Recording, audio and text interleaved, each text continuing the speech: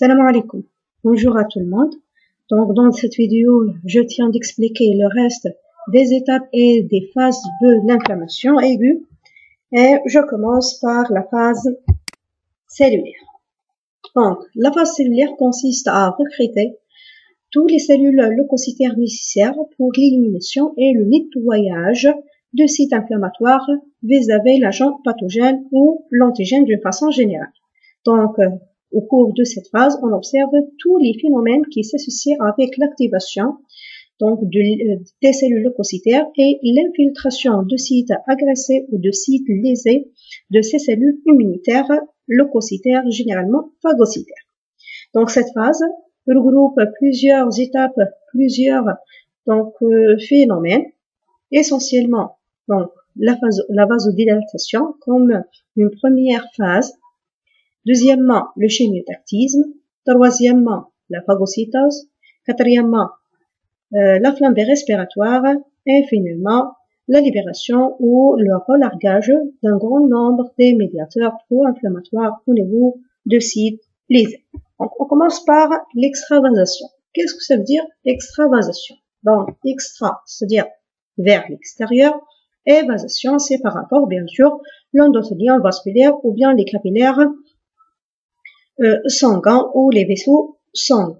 Donc, l'extravasation, en réalité, c'est le processus au cours duquel une cellule immunitaire leucocytaire circulatoire va quitter la circulation sanguine, s'adhère au cytale, donc au cours d'une margination à l'endothélium vasculaire pour faciliter finalement son recrutement ou son déplacement à travers les cellules endothéliales. Donc, c'est le phénomène d'échappement des leucocytes à partir de la circulation sanguine pour gagner finalement le liquide interstitiel. Le but final, bien sûr, c'est pour gagner le site agressé où il y a l'agent pathogène à phagocyte. Donc, c'est ça le sens général ou la signification générale du terme extravasation. Donc, avant d'expliquer les étapes de l'extravasation ou comment les cellules leucocytaires vont infiltrer les tissus lésés, vont quitter la circulation sanguine pour gagner finalement le site agressé, il faut comprendre bien que tous ces phénomènes sont induits également sur l'action des substances vasoactives et des substances chimio-attractantes. Donc, l'origine de toutes ces substances, bien sûr, c'est le foyer inflammatoire ou bien le site inflammatoire. Donc, je vais répéter presque la même liste des molécules qui ont le pouvoir de guider, d'orienter ou de contrôler, si vous voulez, la migration des cellules. Donc, à partir de la circulation sanguine au niveau d'un capillaire sanguin très proche du site agressé vers ce site. Donc, je vais citer l'histamine, la sérotonine, les prostaglandines leucotériennes, les interleukines, essentiellement l'interleukine 1, l'interleukine 8, 6 et même le facteur de nécrose TNF-alpha. Comme je vais citer également la bradykinin, la fibrinopeptide et les fragments anaphylatoxiques. Donc, toutes ces substances presque ont un pouvoir donc de guider ou de contrôler la migration et le déplacement des cellules leucocytaires de la circulation sanguine vers le site lésé ou vers le foyer inflammatoire, mais essentiellement les chimokines et les interleukines. Donc, concernant l'extravasation, ou le phénomène d'échappement des cellules leucocytaires à partir de la circulation sanguine ou à partir du courant sanguin. Donc, ce processus se commence par l'activation de ce qu'on appelle un mouvement de roulement. Qu'est-ce que ça veut dire? C'est-à-dire que les leucocytes font un mouvement de roulement sur elles-mêmes. Ces cellules font un mouvement de roulement sur elles-mêmes pour minimiser ou pour réduire ou pour diminuer leur vitesse. C'est pour changer donc leur vitesse, c'est pour abaisser, c'est pour diminuer leur vitesse. Donc, ces réactions ou bien ces mouvements de roulement se déroulent grâce à l'établissement déjà des liaisons à faible affinité entre les cellules leucocytaires, comme par exemple les neutrophiles, avec l'endothélium vasculaire, avec donc les cellules endothéliales.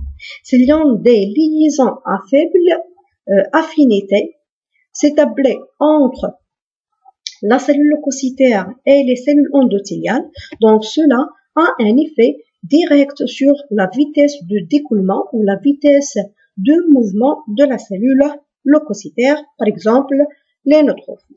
Parmi les molécules qui vont participer dans l'établissement de ce type d'interactions entre les deux cellules, les deux partenaires, c'est-à-dire les neutrophiles d'un côté et l'endothélium vasculaire ou les cellules endothéliales de l'autre côté, donc c'est les molécules d'adhérence de type ou de ce classe sélectine.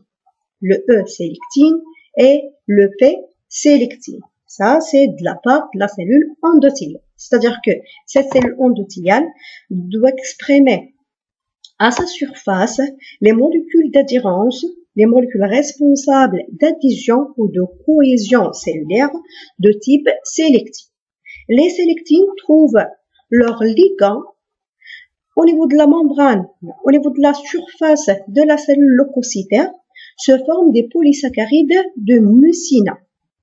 Donc, le ligand, c'est les polysaccharides ou les mucines polysaccharides. Par exemple, les molécules ou les résidus PSGL, donc qui s'appellent également les résidus donc de Lewis, les résidus S-Lewis X.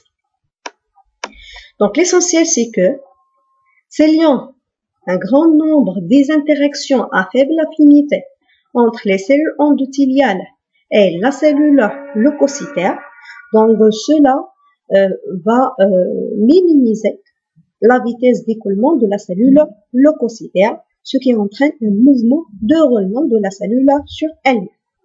Donc, ça, c'est la première étape pour assurer finalement l'échappement de la cellule à partir de la circulation sanguine vers le liquide interstitiel.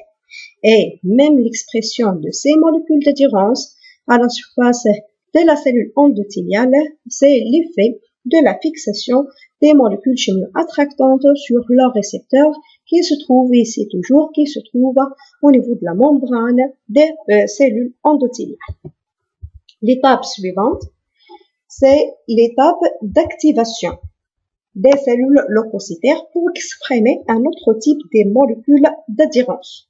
Ce sont des molécules d'adhérence responsables donc d'établir une liaison forte entre toujours la cellule leucocytaire et les cellules endothéliales ou bien la cellule endothéliale. Ces molécules s'appellent les molécules d'intégrine.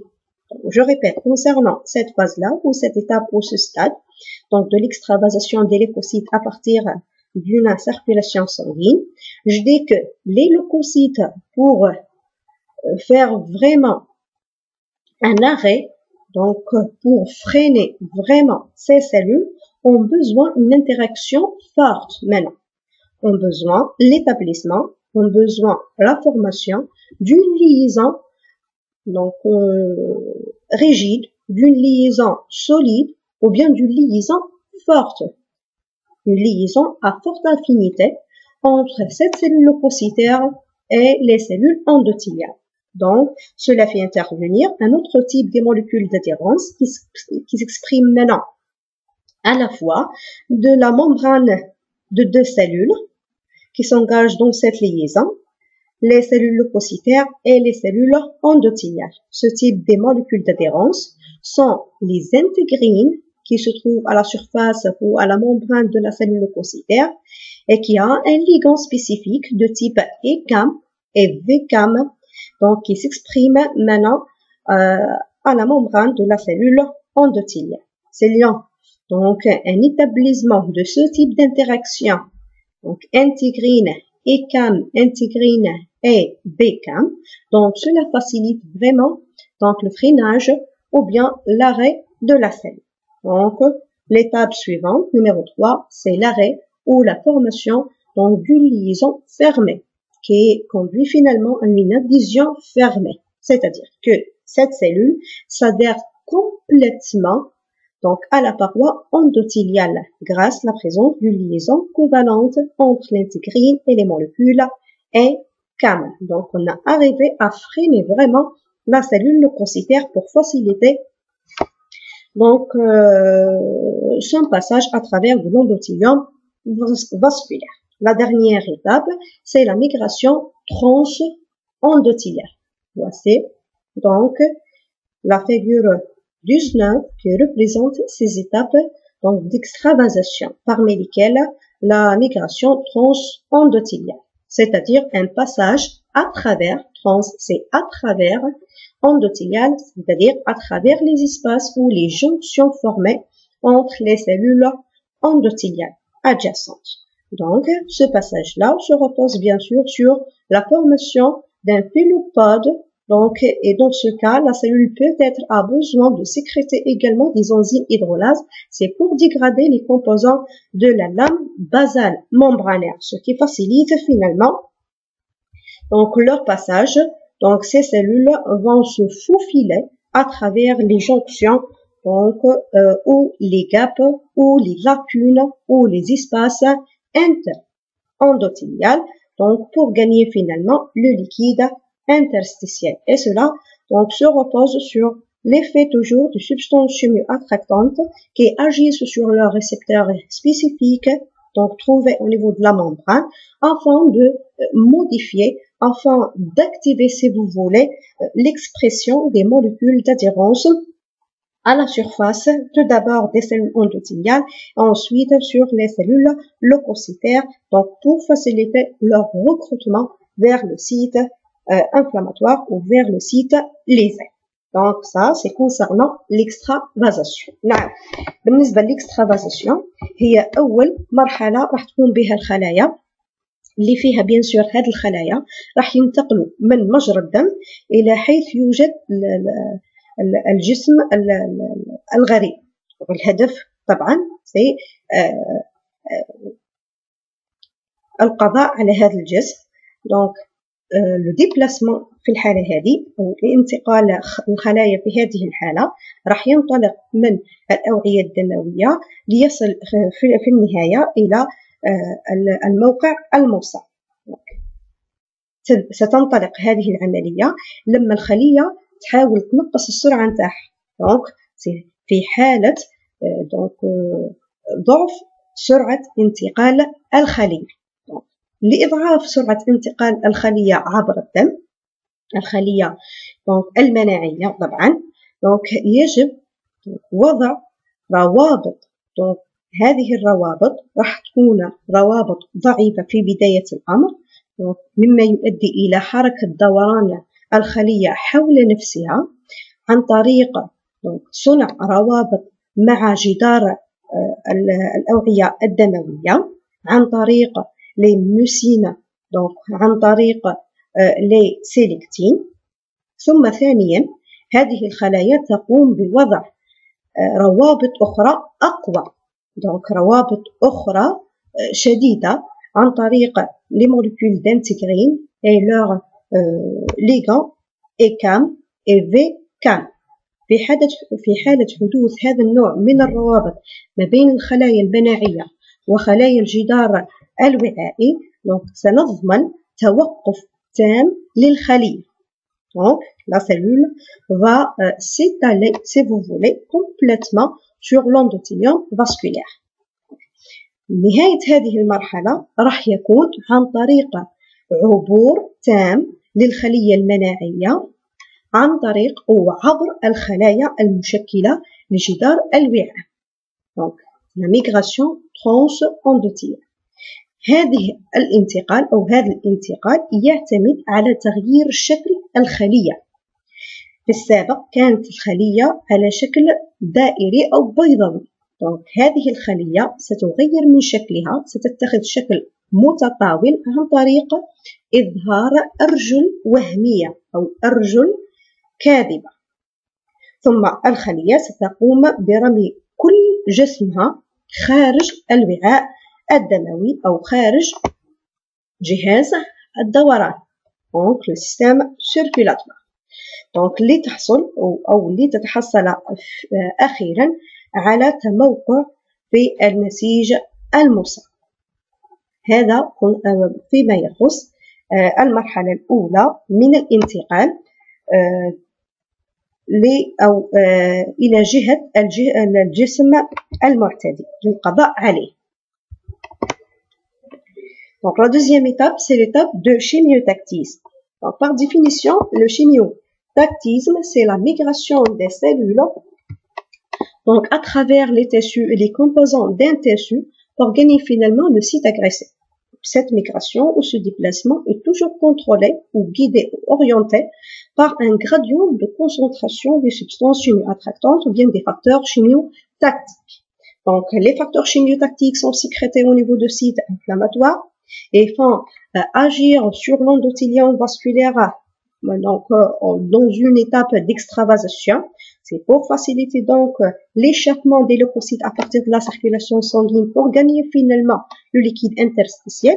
Et ensuite, ces molécules vont guider également la migration tissulaire des leucocytes donc vers le site où il y a l'agent pathogène, l'agent qui doit être finalement phagocyté pour nettoyer le tissu contre cette agression. Donc, le chimiotactisme, c'est le phénomène de migration, c'est le phénomène de déplacement de cette cellule-là. C'est via donc d'un mouvement améboïde. Au cours de ce mouvement améboïde, on observe que la cellule change toujours sa forme ou son aspect général et prend finalement la forme allongée. Donc, c'est grâce de ce qu'on appelle la réarrangement cytosquelettique. La réarrangement cytosquelettique au sein de cette cellule leucocytaire migratoire. Donc, qu'est-ce que ça veut dire réarrangement cytosquelettique? C'est-à-dire qu'au sein de cette cellule, donc, on observe la formation ou la polymérisation des filaments d'actine. Ça s'appelle l'actine F. Donc, l'actine G se polymérise en actine F, nous donnant donc naissance des filaments ou de microfilaments à l'intérieur de la cellule, des microfilaments F intracellulaires. Maintenant, le mouvement de glissement des filaments d'actine F sur les têtes de deuxième protéine s'appelle la protéine myosine, donc conduit finalement à un changement donc de la forme ou de l'aspect général de la cellule, ce qui conduit également à l'apparition ou à la formation des phylopodes ou bien des pseudopodes. Donc, la présence des pseudopodes dans la structure ou la forme générale de cette cellule est toujours le résultat de la stimulation de cette cellule sur l'action des substances chimiotactives ou bien des substances chimioattractantes. Dans cette vidéo, je vais représenter la différence dans l'aspect cellulaire d'une cellule circulatoire. Voici la cellule circulatoire qui possède déjà une forme arrondée ou une forme sphérique dans la circulation sanguine. Maintenant, lorsque cette cellule quitte la circulation sanguine et passe dans le liquide interstitiel ou les tissus, elle va changer sa structure, elle va changer sa forme ou sa morphologie. Donc, elle prend une forme allongée. C'est grâce à la formation donc des pseudopodes donc dans le côté postérieur et antérieur. Bien sûr, la source donc essentielle de toutes les cellules leucocytaires immunitaires, c'est la moelle osseuse. Donc, maintenant, lorsque ces cellules gagnent la circulation sanguine, donc cela favorise leur recrutement lorsqu'on augmente l'adhésivité de l'endothélium vasculaire. Donc, la cellule s'étale ou s'arrête complètement sur l'endothélium vasculaire grâce à des molécules d'intégrine. Donc, pour faciliter également l'extravasation ou la migration transendothéliale, cette cellule doit sécréter également des enzymes hydrolases. C'est pour dégrader, comme j'ai dit auparavant, les protéines de la base membranaire. Donc, ce qui facilite ou agrandir l'espace ou les jonctions transendothéliales. Voilà, cela facilite finalement l'échappement de la cellule et sa migration ou son déplacement vers le site où il y a l'agent pathogène par un mouvement améboïde.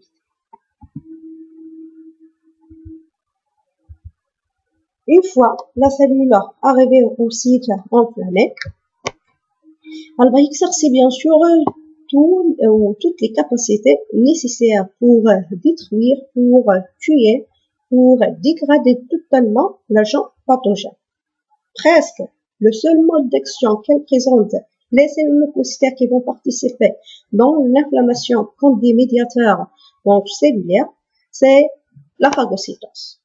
Donc, la seule, je dis, manière ou le seul mode d'action qu'elle présente les cellules inflammatoires, si vous voulez, les cellules immunitaires leucocytaires qui vont participer dans l'inflammation, c'est la phagocytose. Au cours de la phagocytose, l'agent pathogène doit être opsonisé ou entouré par les opsonies. Généralement, ce sont des fragments de systèmes compléments de type C3b, C5b ou bien des anticorps. Donc, une fois l'antigène est opsonisé, donc cela facilite bien sûr son interaction avec la membrane de la cellule phagocytaire. Donc, dans une étape, s'appelle l'étape d'adhésion. Donc, l'étape d'adhésion entre une cellule phagocytaire non spécifique et un antigène, c'est l'étape d'établissement tout d'abord d'une interaction non spécifique entre l'antigène opsonisé et la membrane de la cellule phagocytaire. Donc, cela favorise la deuxième étape qui est l'étape d'ingestion. Au cours de l'étape de l'ingestion, donc, la cellule immunitaire émet des pseudopodes autour de corps étrangers au cours donc d'une étape d'ingestion. C'est pour internaliser finalement, c'est pour piéger, c'est pour faire pénétrer donc tout le corps phagocytaire. Donc finalement, l'antigène va être internalisé ou piégé dans une vésicule spécifique, s'appelle le phagosome. Le phagosome rayonné également d'autres vésicules qui sont très riches en hydrolase, s'appellent les lysosomes. C'est pour former ce qu'on appelle la vésicule phagolysosome, dans laquelle on observe une dégradation globale, une dégradation totale de l'agent pathogène. Donc, et c'est cette cellule, c'est une cellule donc représentatrice d'antigènes, par exemple des macrophages. Donc, cela facilite l'utilisation de certains fragments de l'antigène comme déterminants antigéniques. Bien sûr, ces molécules vont être représentées à la surface de la cellule phagocytaire sous forme d'un complexe CMH classe 2, donc peptide antigénique. En cas où la cellule phagocytaire est une cellule donc neutrophile, donc les cellules neutrophiles lorsque font la dégradation de l'agent pathogène, donc cela induit la voie de l'apoptose où finalement ces cellules meurent. Ça, c'est le cas des neutrophiles. Par contre, c'est la cellule phagocytaire, c'est une cellule macrophage ou même c'est une cellule dendritique, donc cela ne conduit pas à la mort de la cellule, mais cela conduit à la représentation finalement ou à l'apparaîtement finalement de l'agent pathogène sous forme d'un complexe CMH classe 2 peptide antigénique en cas d'une cellule macrophage et les deux, c'est-à-dire complexe CMH classe 2 peptide antigénique ou bien CMH classe 1 peptide antigénique en cas où cette cellule représentatrice d'antigène c'est une cellule donc dendritique. Donc, plus que ça, les cellules immunitaires phagocytaires possèdent également le pouvoir de synthétiser des espèces réactives de l'oxygène et de l'azote. Ces espèces sont donc des espèces toxiques, donc qui ne facilitent pas la dégradation de l'agent pathogène, puisque ces molécules ne sont pas des molécules cytolytiques, mais ce sont des molécules qui favorisent la neutralisation de l'agent pathogène. Qu'est-ce que ça veut dire neutralisation? C'est-à-dire la réduction de l'immunogénicité de l'antigène. Bien sûr, ces molécules sont synthétisées au sein de la cellule phagocytaire au cours de la phagocytose. Donc, ces molécules amenées finalement, donc la vésicule phagolysosome, c'est pour, bien sûr, neutraliser tout d'abord l'immunogénicité de l'agent pathogènes. Ces molécules sont synthétisées par des enzymes spécifiques, par une famille des enzymes spécifiques qui s'appelle les oxydases, comme par exemple la NADPH oxydase et l'oxantine oxydase. Au cours d'un phénomène qui s'appelle la flambée respiratoire. Donc la flambée respiratoire, donc une capacité de certaines cellules à produire des espèces réactives de l'oxygène et de l'azote afin de neutraliser l'agent pathogène. Donc voilà une vidéo qui résume la phase cellulaire. Bien sûr, la phase cellulaire consiste à recruter les cellules immunitaires leucocytaires, essentiellement les neutrophiles, ou les neutrophiles demeurent le chef de profil concernant les interactions, ou plutôt concernant les inflammations à cause d'une infection bactérienne. Ces cellules sont synthétisées dans la moelle osseuse et gagnent finalement la circulation sanguine. Ces cellules circulent avec le sang dans la même vitesse, bien sûr, mais en cas d'une infection ou bien d'une inflammation, les molécules chimiques attractantes proviennent de sites agressés, vont influencer sur l'endothélium vasculaire et en même temps sur la vitesse d'écoulement de la cellule, ce qui entraîne un mouvement de roulement pour minimiser la vitesse d'écoulement de la cellule, qui conduit finalement à l'arrêt de cette cellule et de son étalement sur l'endothélium vasculaire. Via la formation d'un pseudopode et un changement de la morphologie générale de la cellule quitte la circulation sanguine et passe dans le liquide interstitiel. Et par un mouvement anéchoïque, c'est grâce à la formation des pseudopodes, sur l'effet d'un réarrangement cytosquelettique, la cellule donc était guidée vers le site enflammé sous l'action d'un gradient de concentration des substances chimiques attractantes. Au niveau du site enflammé, cette cellule fait la phagocytose, donc l'agent pathogène va être phagocyté dans un phagosome qui réunit les vésicules lysosomales afin de dégrader complètement cet agent pathogène. Comme je dis auparavant, si cette cellule-là, c'est une cellule neutrophile, elle fait nettoyer ou drainer tout le site agressé et finalement, ces cellules meurent ou ces cellules vont mourir. Voilà, donc il faut nettoyer maintenant le site contre ce type de débris cellulaires sous forme de pus.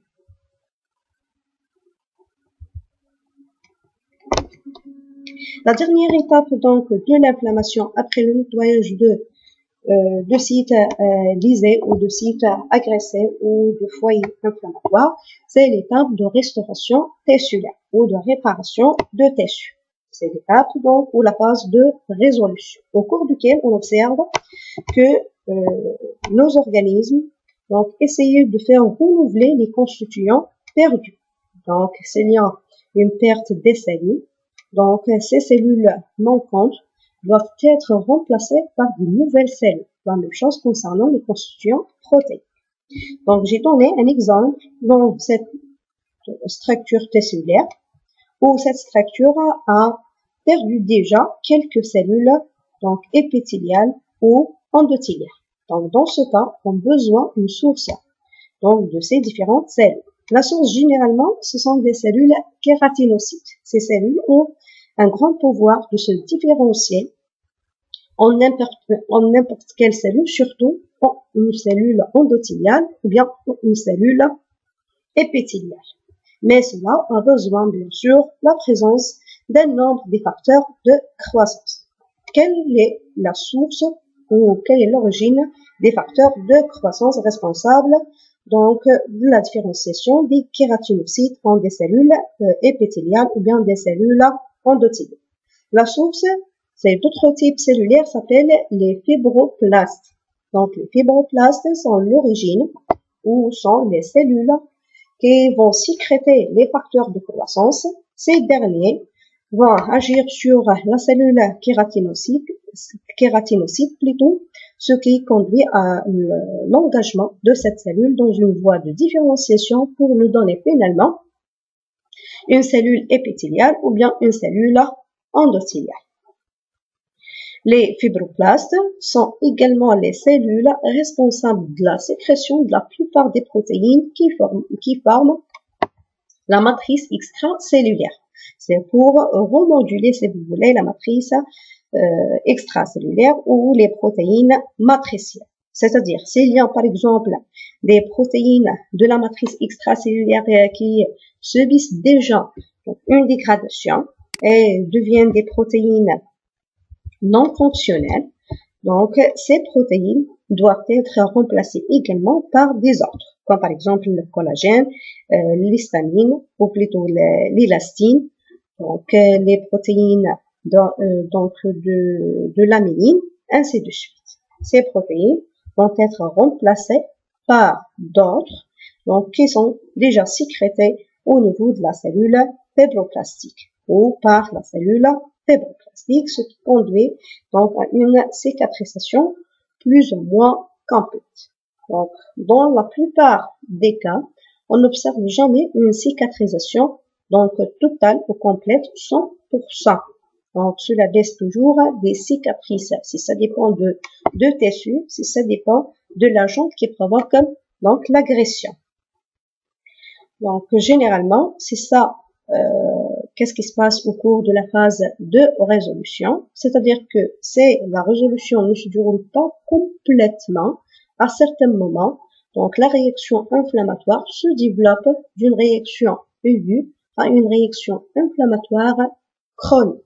Et dans ce cas, on a besoin d'intervention dans des moyens de défense efficaces, des moyens de défense donc spécifiques qui sont généralement donc les cellules lymphocytaires et l'intervention également des anticorps. C'est pour ça donc la réaction inflammatoire aiguë ne donne comme des produits finaux des cellules représentatrices d'antigènes.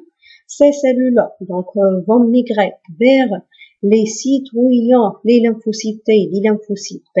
Bien sûr, c'est au niveau des organes lymphoïdes périphériques, tertiaires et secondaires, afin d'induire toute une réponse immunitaire adaptative donc au sein de ce type de tissus. Donc ça, c'est concernant l'inflammation et les médiateurs utilisés, soit les médiateurs cellulaires ou bien les médiateurs moléculaires. Donc finalement, si vous avez des questions, les posez donc dans les commentaires ou bien les laisser donc au niveau de la page Facebook. Salam alaikum.